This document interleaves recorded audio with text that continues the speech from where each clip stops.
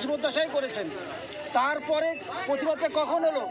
যখন Emmanuel Macron সে সরকারিভাবে ঘোষণা করলো যে আমরা এই ব্যঙ্গচিত্র যেটা আছে এটা হচ্ছে মানে মানুষের অধিকার, মত প্রকাশের অধিকার এবং ইসলামের বিরুদ্ধে আমাদের যে ইসলামী সন্ত্রাসের বিরুদ্ধে আমাদের। পরবর্তী আপডেট পেতে আমাদের চ্যানেলটি সাবস্ক্রাইব করুন। আপনারা দেখছেন IPN বাংলা, সবার সাথে সবার পাশে।